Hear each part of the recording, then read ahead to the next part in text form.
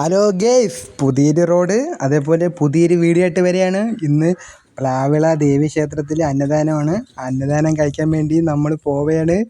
അപ്പം നമ്മളിതാ അവിടെ എത്തിയിരിക്കുകയാണ്. വണ്ടി പാർക്ക് ചെയ്തിട്ട് വൈഫിനെയും അമ്മേനെയും കൊച്ചിനെയും അമ്പലത്തിൻ്റെ അവിടെ ആക്കിയിട്ട് വന്നൊക്കെയാണ്. അപ്പോൾ ഇതാ രാജോണ്ണനും വന്ന്.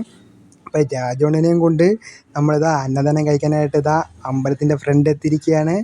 ആർച്ചൊക്കെ എത്തി, എന്നിട്ട് പയ്യെ നടക്കുകയാണ് അങ്ങോട്ട്. അപ്പം വരിയുടെ അടുത്തെത്തി.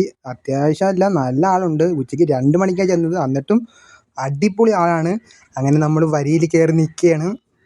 2 വരിയുണ്ട്. അപ്പം നമ്മൾ 2ാമത്തെ വരിയിലാണ് കയറി നിൽക്കുന്നത്. വരിത പയ്യെ പയ്യെ മുന്നോട്ട് ഇങ്ങനെ പൊയ്ക്കൊണ്ടിരിക്കുകയാണ്. അപ്പോഴാണ് ഇതാ അപ്പന്മാരും അമ്മൂമ്മമാരൊക്കെ തറയിൽ വരെ ഇരുന്നാണ് കഴിക്കുന്നത്. അപ്പം ഈ സമയത്ത് ഇത്ര ആളുണ്ടെങ്കിൽ ആദ്യമൊക്കെ എന്താളായിരിക്കും എന്നൊന്ന് ആലോചിച്ച് നോക്കിയേ. അങ്ങനെ എനിക്ക് പാത്രമൊക്കെ കിട്ടിയിരിക്കുകയാണ്. പാത്രമൊക്കെ കിട്ടി മുന്നോട്ട് പോവുകയാണ്. അങ്ങനെ ഒരു അപ്പൂപ്പൻ എനിക്ക് ചോറും വിളമ്പി തന്ന്. ഇവിടുത്തെ ആൾക്കാർ തന്നെയാണ് അന്നദാനം വിളമ്പുന്നത്. ചോറ്, അതാ പരിപ്പുണ്ട്, പരിപ്പ്, നല്ല സാമ്പാർ, പരിപ്പ് സാമ്പാർ വലിയ അന്നദാനമാണ്. മൊത്തത്തിൽ നല്ല കിടിലം അന്നദാനമാണ് കേട്ടോ. അവിയൽ കിട്ടിയിരിക്കുകയാണ്. അവിയൽ കിട്ടിയില്ല, അതാ കിട്ടാൻ പോയി, കിട്ടിക്കഴിഞ്ഞിരിക്കുകയാണ്.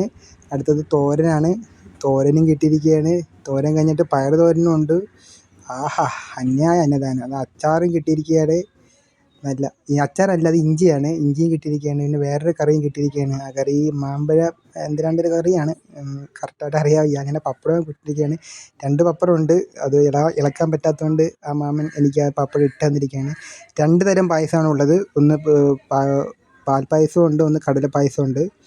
അങ്ങനെ പായസവും കിട്ടി. ഇതാണ് 2ാമത് ചോറ് കഴിക്കണമെങ്കിൽ അതാ ഇവിടെ വന്നാൽ മതി. ചോറും പുളിശ്ശേരിയും ഉണ്ട്. അങ്ങനെ വെള്ളവും എന്താ അവിടെ നിന്ന് നമ്മൾ വെള്ളം എടുത്തിട്ട് അപ്പോഴാണ് ഭാര്യേനെയും അമ്മേനെയും കൊച്ചിനെയും കണ്ടുമുട്ടിയിരിക്കുകയാണ്. അടുത്തുള്ളൊരു പയ്യനും ഉണ്ട്. ആ പയ്യനും ചോറ് കഴിക്കുകയാണ്.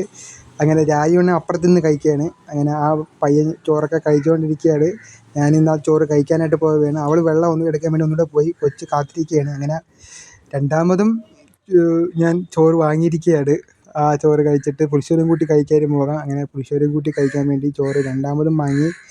ആഹാ, അങ്ങനെ ആ ചോറും കഴിച്ച് ഏകദേശം ആവാറായി. എന്നിട്ടൊരു പായസമൊക്കെ കുടിച്ച് ഒരു ഇതൊക്കെ കഴിച്ചിട്ട് നമ്മൾ അന്നദാനമൊക്കെ കഴിഞ്ഞ് അവിടെയുള്ള സീനൊന്നും എടുക്കാൻ പറ്റിയില്ല. ഭയങ്കര ആളായിരുന്നു, തിരക്കായിരുന്നു. നമ്മൾ കഴിച്ചിട്ട് ആ വീട്ടിലോട്ട് പോവുകയാണ്. അതിൻ്റെ വേറെ വീട്ടിലേക്ക്